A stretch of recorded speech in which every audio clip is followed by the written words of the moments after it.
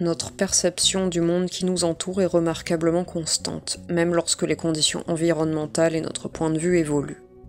Cette remarquable capacité à maintenir la stabilité de notre perception est connue sous le nom de constance perceptuelle. La constance perceptuelle englobe divers aspects. La constance de la forme. Prenons l'exemple d'une assiette. Lorsque vous la tenez devant vous, elle apparaît ronde. Cependant, dès que vous la posez sur une table, votre cerveau ajuste instantanément cette perception pour la maintenir ronde, même si l'angle de vue suggérerait une forme elliptique. La constance de la localisation. De même, lorsque vous déplacez votre regard d'un objet à l'autre, votre cerveau prend en compte les variations de distance pour maintenir la perception de la position de ces objets comme étant constante. La constance de la luminosité. L'éclairage peut varier considérablement, mais notre cerveau maintient la perception de la luminosité relative des objets, de sorte que nous les percevons comme ayant la même teinte, quelle que soit la lumière ambiante. La constance de la couleur. Les objets conservent leur couleur perçue malgré les variations d'éclairage. Par exemple, une pomme reste rouge, qu'elle soit éclairée par la lumière du jour ou dans une pièce faiblement éclairée.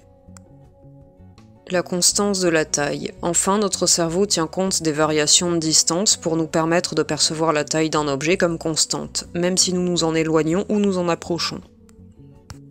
Ainsi, la constance perceptuelle est une manifestation impressionnante de la manière dont notre cerveau traite et interprète les informations visuelles. Elle nous permet de percevoir un monde stable malgré les changements constants de perspective et d'éclairage, nous offrant une expérience visuelle cohérente et compréhensible de notre environnement. Pourquoi notre cerveau traite-t-il les informations visuelles de manière si particulière? Il semble que notre cerveau soit câblé pour enregistrer toutes les nuances de luminosité, de couleur, de taille et ajuster notre perception en conséquence. Cette capacité nous permet d'évoluer dans un environnement qui semble constant et sécurisé. Sans cette constance perceptuelle, notre monde semblerait chaotique et imprévisible. Il existe deux catégories principales d'illusions visuelles.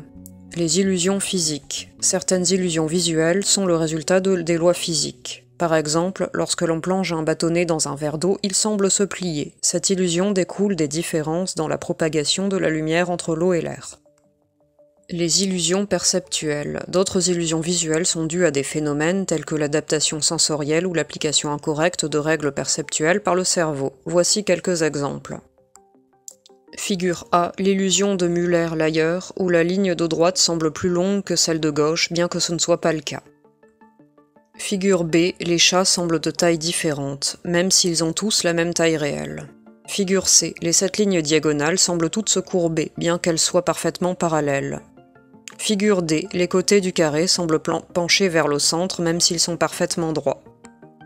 En général, les illusions visuelles sont fascinantes et inoffensives, apportant une touche d'amusement à notre perception du monde. Cependant, dans certaines situations particulières, elles peuvent causer des problèmes, voire des accidents, montrant ainsi à quel point la perception visuelle est à la fois étonnante et complexe. Bonne journée et à bientôt pour de nouveaux contenus.